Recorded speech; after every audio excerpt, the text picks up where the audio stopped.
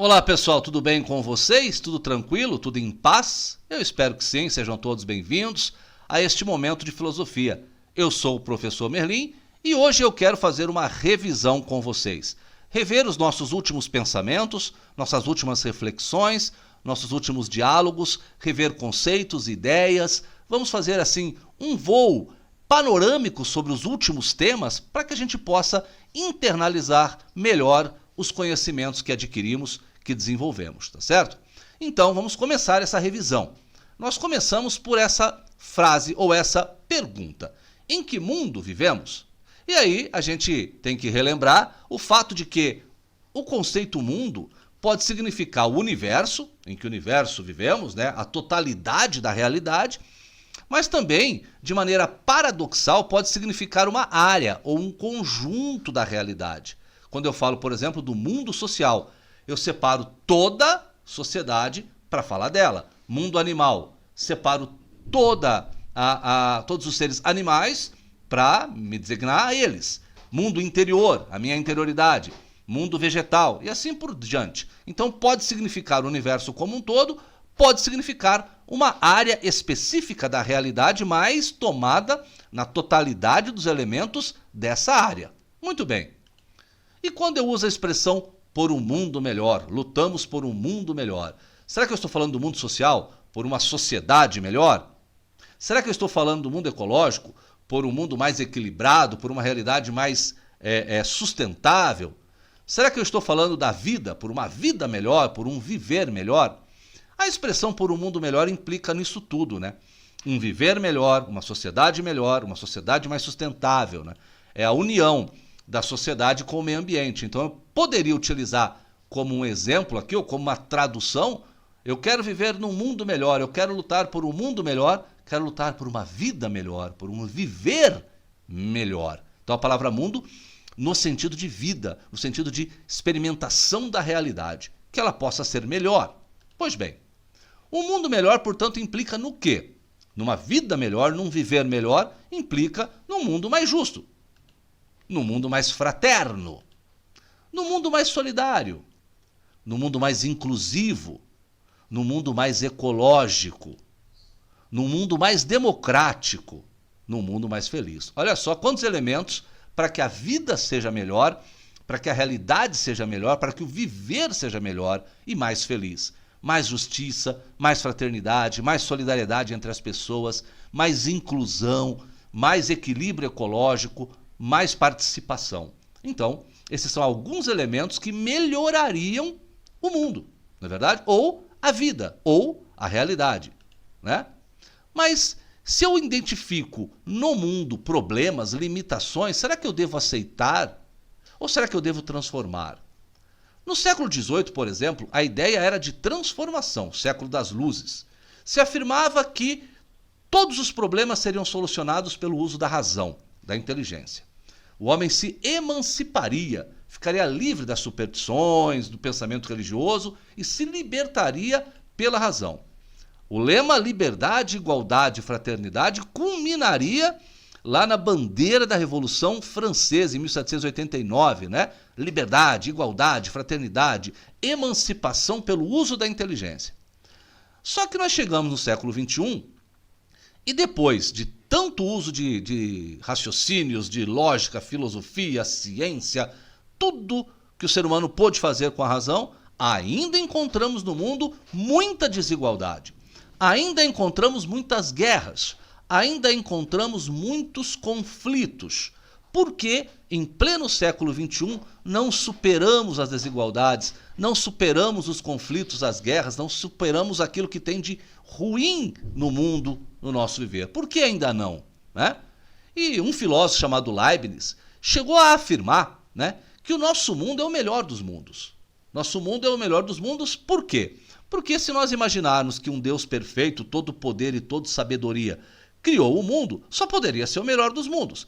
E, ao identificar nesse mundo limitações, como desigualdade, conflitos, nós julgamos que esse mundo não é bom, mas é por limitação da nossa inteligência, por não conseguirmos entender como esse Deus todo-poderoso e todo bondade e toda sabedoria não conseguimos chegar nem perto da capacidade desse ser de entender a realidade, então julgamos errado. O fato de não compreendermos bem a realidade nos levaria a pensarmos que ela é ruim, quando na verdade ela é boa. Mas essa concepção de Leibniz, que o mundo é o melhor dos mundos, estimula a ação humana ou estimula a passividade, a aceitação? Ah, esse é o melhor dos mundos porque Deus, sendo todo bom, todo poder e toda sabedoria, o fez. Então eu faço o que diante disso? Eu não vou agir. Vou agir, porque afinal de contas, também nesse mundo foi-me dada a liberdade de ação e a inteligência. Devo agir, devo não agir. É um estímulo a aceitar a realidade ou é um estímulo a mudar a realidade?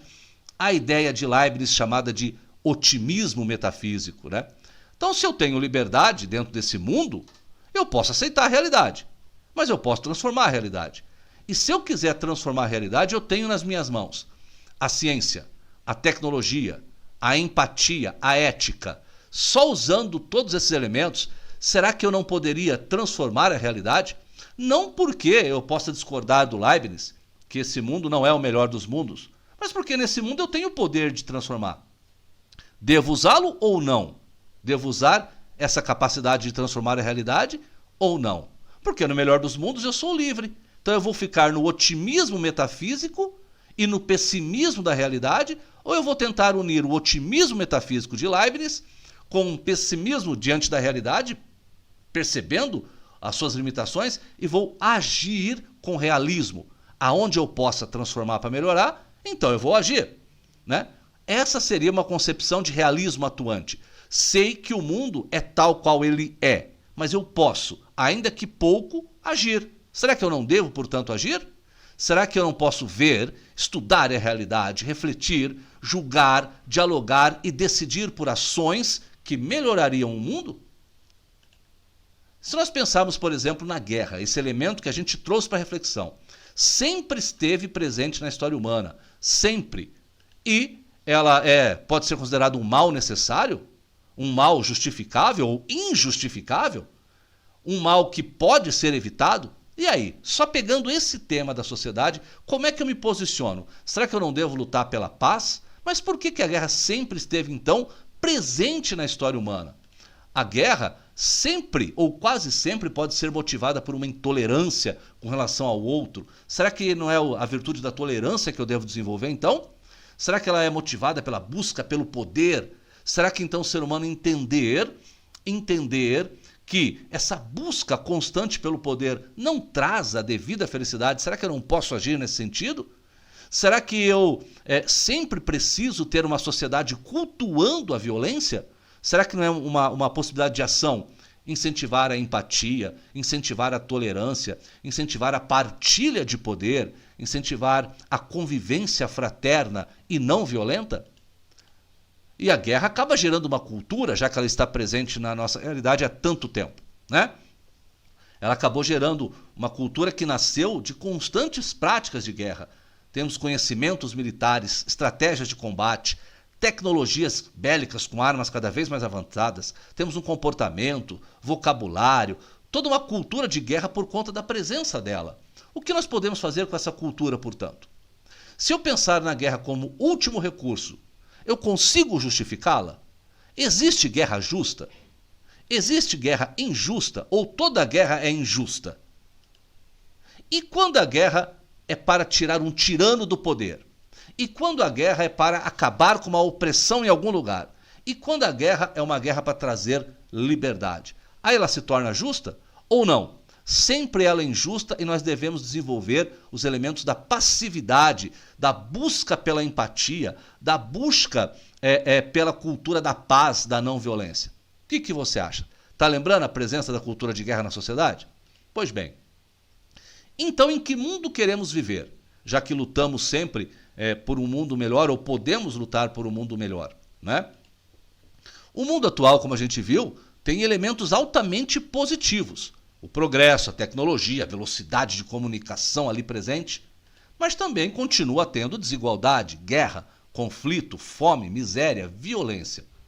Então, essa nova realidade que queremos viver, esse mundo que queremos viver, como eu construo? Como eu atuo nele? Bom, Eu posso pensar na utopia, que nós discutimos também aqui, que é pensar no não lugar, numa sociedade perfeita, onde não exista violência, fome, desigualdade. Eu posso imaginar, isso é o que a gente chama de utopia, eu posso imaginar uma realidade perfeita. Thomas More escreveu um livro lá no século XVI, onde havia ali um não lugar. O livro se chamava Utopia.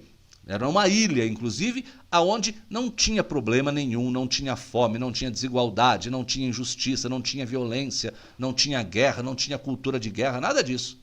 O Rousseau pensou algo semelhante no século XVIII, com todas as pessoas vivendo em perfeita harmonia, como num estado de natureza, aonde ali o bom selvagem, os indígenas, né, originalmente viviam partilhando tudo, dividindo tudo, né, numa ideia de sociedade utópica, perfeita, sem problemas. O John Rawls, aqui no século XX, imaginou também a gente consertando a sociedade de uma maneira a criar uma utopia. E que mundo perfeito seria esse? Sempre um mundo com igualdade, justiça, fraternidade e paz.